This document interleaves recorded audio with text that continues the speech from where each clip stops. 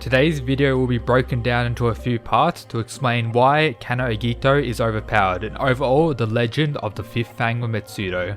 The first being pre-Kengan Ashura Annihilation Tournament info, then Kengan Ashura Annihilation Tournament fights and information we get from the Annihilation Tournament, and then current Kengan Omega Kanoh with information about his power and abilities explained throughout. First, we have pre-Annihilation Tournament or the start of the legend. The youngest we've seen Kanoh is during the Gyu Ritual flashback, with him being taught both the Nico style and Formless style by the person calling himself the real Nico or the Tiger Nico known by the fandom. We also know that his Nico style is meant to be different to Oma's and his Formless isn't perfected.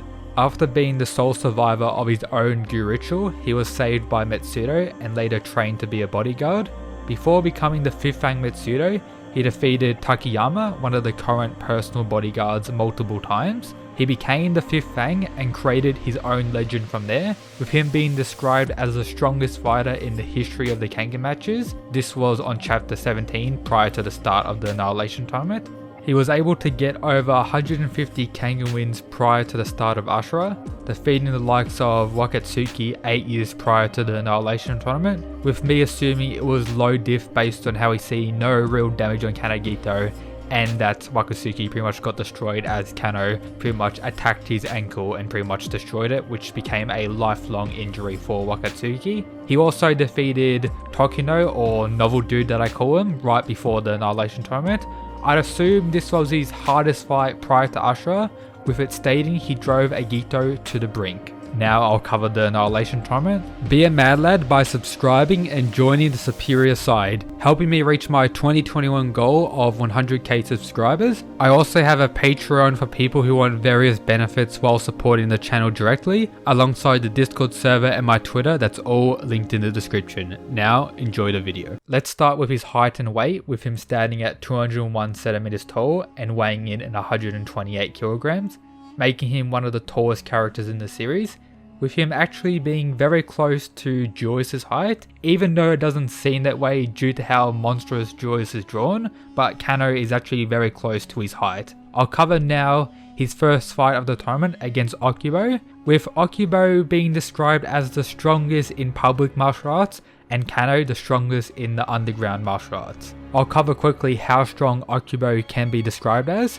We can make out that he's above round 1 Cosmo level due to the following. Oma states that he knew Okubo was the strongest out of these 4, with Himuro being featured there.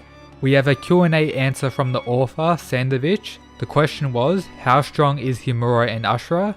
His response was, the same as Cosmo, with most people assuming this is round 1 due to later events that happened between Cosmo and Okubo, but you can by default assume Okubo is above round 1 Cosmo level when fighting Kanoh Agito at the first round.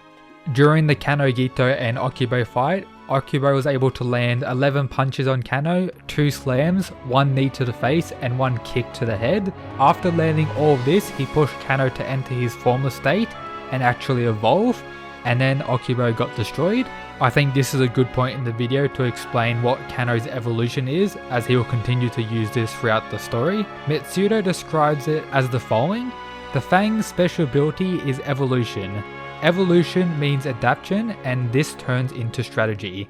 He was able to create a custom-made fighting style to counter Gaolang in the middle of the fight, and he did this twice with his evolution. This is also exclusive to his formless style. While I'll mention more later, his evolution isn't stated anywhere to make him faster or have more power, just adapts and creates counters to his opponents and goes with that strategy. Now back to the tournament. After Kanoh's Okubo fight, we see him absolutely roll pre-Memories Oma with this insane kick. Now his next Annihilation Tournament fight was against Gaolang.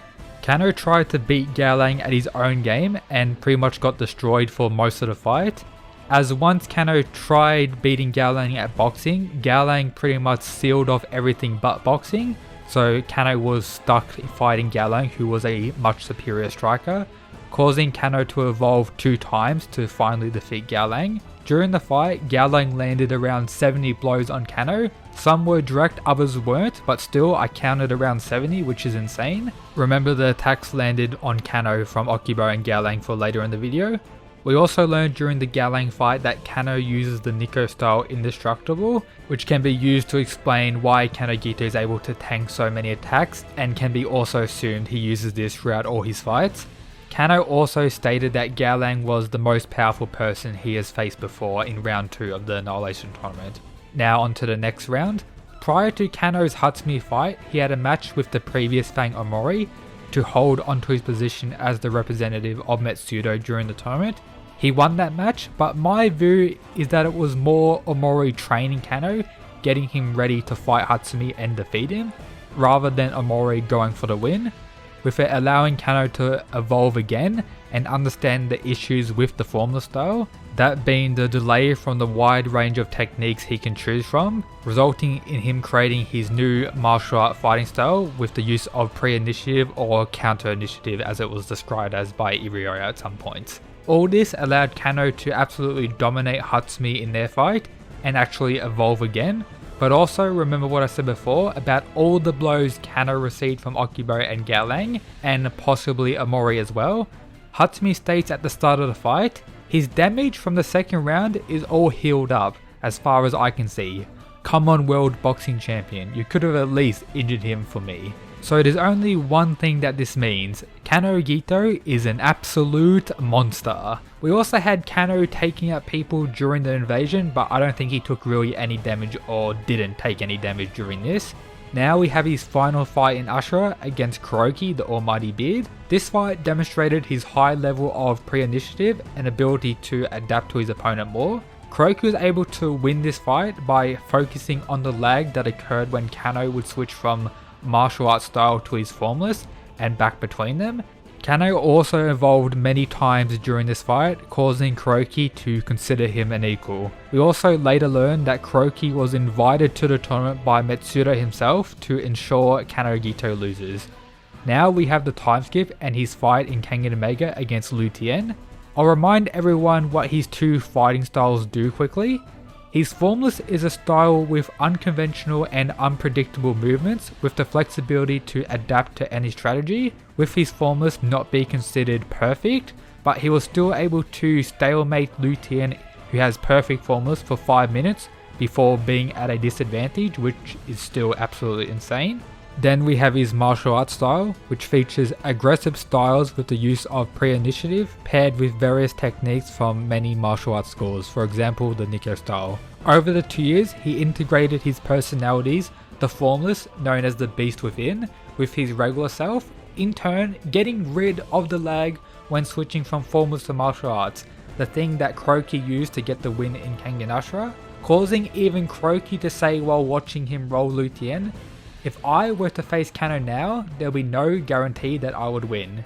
Then we have Kanoh at the end of the Tian fight, dragon shotting removaled up Tian, who multiplied his speed and power but still got destroyed by the dragon shot, with this dragon shot being a simple one-in punch that can be thrown at no distance at full power, and is considered the strongest power-wise attack that Kanoh has in his arsenal. I think it's very clear that Kanoh is overpowered at this point in the series, with his formless that isn't perfect but close enough, martial arts skills that are top notch, not at the level of specialists in specific fields like Gaolang at striking, but still above most people in the verse. He has pre-initiative and the ability to use some Nico style techniques like Indestructible, with me considering the Nico style the best martial art in the series, or at least Oma's Nico style. Stay tuned for a video of Nico style vs formless in the future.